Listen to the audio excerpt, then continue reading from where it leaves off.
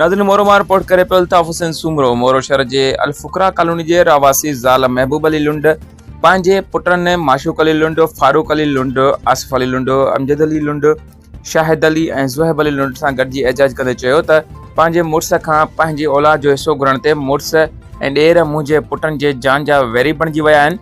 मुख़्तलिफ़ वक़्तनि ते असां मथां हमिलो करे मार कुट पिणु कई पई वञे। जॾहिं त 3 ॾींहं अॻु मोरो पुलिस पारां वंगार वंदे मुंहिंजे पुटनि मथां मोटरसाइकिल चोरी जो कूड़ो केस दाख़िल कयो वियो आहे, जंहिं बाद पुलिस पारां असांजे घरनि में दाख़िल थी चादर ऐं चौदीवारियूं जो तक़दुस पैमाल कयो वियो आहे। मोरो पुलिस पारां घर में मौजूद बेडोही माण्हुनि खे गिरफ़्तार करण बाद मोरो थाणे अंदरि सख़्तु तशदुद कयो वियो आहे। अहिड़ी दरख़्वास्त जज साहब खे ॾिनी हुई, जंहिं मोरो थाणे ते छापो हणी बेगुनाह बांदी बणायलनि खे आज़ाद करायो आहे। संदन वधीक चवणु हो त असां मोरो शहर जा शरीफ़ शहरी ऐं इज़तदार घराणे सां तालुक़ रखूं था।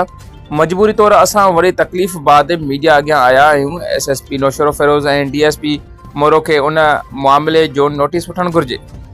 बासरनि जी वंगार वहण बजाए मामले जी इंक्वायरी करे असांखे तहफ़ुज़ ॾिनो वञे। असांखे कुझु बि थियो त उन जा ज़िमेदार मथे ॼणियल बासर जवाबदार हूंदा।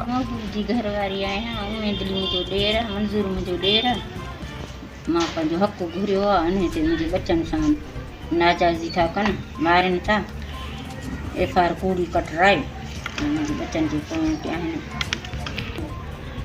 उन दिली महबूब मंज़ूर बसि उहे मारण जी धमकी था ॾियनि। असां हक़ पंहिंजो घुरियो आहे, चई कोन्हे हक़, उन त मुंहिंजे बचनि कोन था छॾनि। मुंहिंजा छोकिरा पंहिंजो रोज़ी अठनि कारोबार कनि था। उमेदली बसि मारण जी धमकियूं थो ॾिए ऐं रोज़ी करणु कोन थो छॾे। मुंहिंजो नालो फारूक लुंड आहे, मां महबूब लुंड जो पुटु आहियां। उमेद अली मुंहिंजो चाचो आहे, मंज़ूर मुंहिंजो चाचो आहे। असां कुझु प्रॉपर्टी जे हिसाब सां असां उन्हनि खे घुरमार कई, सो उन जे करे असांखे मौतमार धमकियूं ॾिनियूं हुयूं। असांजे घरनि ते चढ़ाई कई वई, पुलिस चढ़ाई कई, असांजे कूड़ियूं FR कयूं। हुननि जूं रमज़ान महीने में का गाॾी वई आहे या न वई आहे, उहा कूड़ी असांते FR कराई अथनि।